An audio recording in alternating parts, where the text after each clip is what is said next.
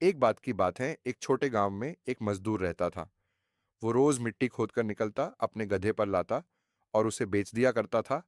तो एक बार जब वह मजदूर मिट्टी खोद रहा था, मिट्टी खोदते खोदते उसे उस मिट्टी में से एक कीमती हीरा मिलता है। लेकिन उस मजदूर को नहीं पता था कि वह बहुत ही कीमती हीरा है।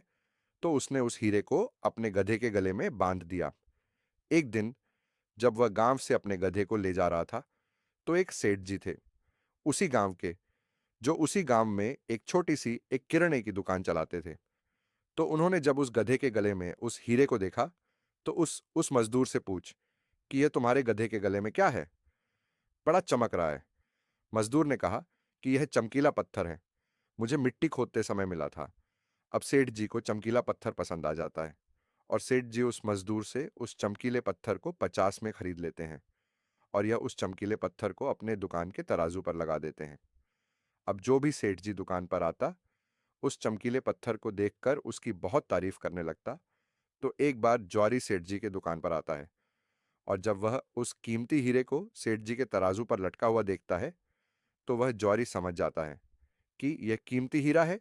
वह सेठ जी से पूछता है कि यह क्या है और इसे अपने लटकाया हुआ है। सेठ जी उस जौहरी से कहते हैं कि एक चमकीला पत्थर है, मैंने एक मजदूर से 50 में खरीदा था। वह जौहरी सेठ जी से कहता है कि क्या तुम इस चमकीले पत्थर को मुझे बेचना चाहोगे?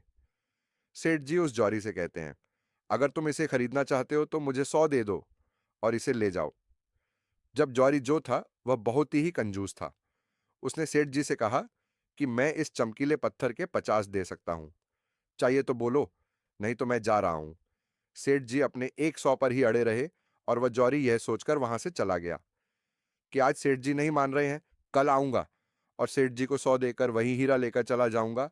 लेकिन हुआ कुछ ऐसा कि उसी दिन शाम के वक्त एक दूसरा जौहरी उसी गांव के रास्ते से जा रहा था और अचानक उसी गांव में उसकी गाड़ी बंद हो जाती है, जब तक ड्राइवर गाड़ी को रिपेयर कर रहा होता है।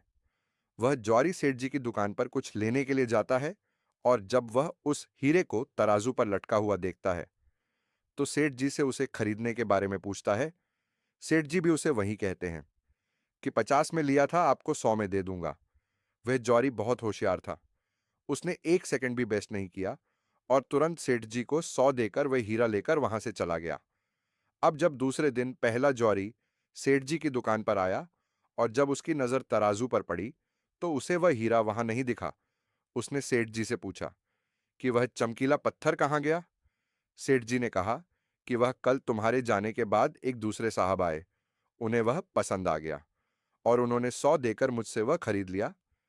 अब यह सुनने के बाद उस जौहरी को बहुत पछतावा हुआ और उसे गुस्सा भी आया। तो उसने गुस्से में सेठ जी से कहा कि तुम कितने बड़े बेवकूफ हो, वह कोई चमकीला पत्थर नहीं था, बल्कि वह बेशकीमती हीरा था और तुमने उसे 100 में ही दे दिया।